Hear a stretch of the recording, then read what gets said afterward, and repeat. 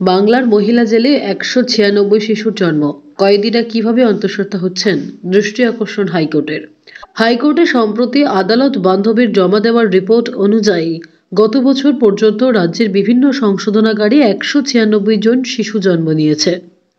সম্প্রতি আলিপুর মহিলা জেলেও একজন কয়েদি অন্তঃসত্ত্বা হয়ে পড়েছেন। রাজ্যের বিভিন্ন জেলে মহিলা কয়েদিরা অন্তঃসত্ত্বা হয়ে পড়ছেন। বিচার চেয়ে কলকাতা হাইকোর্টের দৃষ্টি আকর্ষণ করল আদালত বান্ধব। পাশাপাশি সংশোধনাগারে পুরুষদের প্রবেশের উপর নিষেধাজ্ঞা জারি করার আর্জিও উচ্চ আদালতে জানিয়েছে আদালত বান্ধব তাপস ভঞ্জ।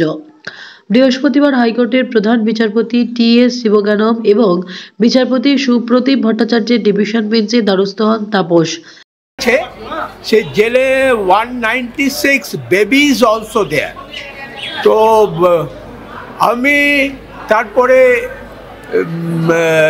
কারেকশনাল হোমের আইজি প্রিজন স্পেশাল এবং সেক্রেটারি ডিএলএসএ কে নিয়ে ওমেন্স কারেকশনাল হোম ভিজিট করি 22শে জানুয়ারি, এবং সেখানে গিয়ে দেখি যে 15 জন মহিলা রয়েছে যাদের বাচ্চা হয়েছে জেলে, আর দেখি একজন মহিলা প্রেগনেন্ট অবস্থায় রয়েছে।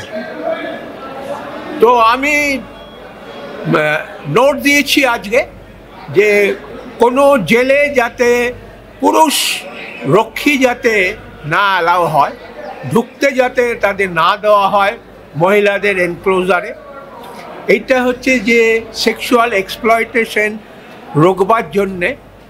আরও প্রেয়ার করেছি কোর্টের কাছে যে যখন কোনো মহিলাকে জেলে পাঠানো হবে তাদের প্রেগনেন্সি টেস্ট যেন করে পাঠানো হয়, আর বলেছি কোনো পুরুষ রক্ষীকে যাতে জেলের ভিতরে ঢুকতে না দেওয়া হয়। আদালতে জানিয়েছেন, সম্প্রতি আলিপুর মহিলা জেল পরিদর্শনে গিয়েছিলেন তিনি। সেখানে দেখেন মহিলা কয়েদিদের মধ্যে একজন অন্তঃসত্ত্বা হয়ে পড়েছেন। তা নিয়ে উদ্বেগ প্রকাশ করে বিচারপতি শিবগানম এবং বিচারপতি ভট্টাচার্যের দৃষ্টি আকর্ষণ করেন তিনি। রাজ্যের সংশোধনাগারের মহিলা সেলগুলোতে পুরুষদের প্রবেশ বন্ধ করার আর্জিও তিনি জানিয়েছেন ডিভিশন বেঞ্চে। তবে এখন প্রশ্ন উঠছে, তবে কি জেলের ভিতরে চলছে দুর্বৃত্তদের দাপাদাপি?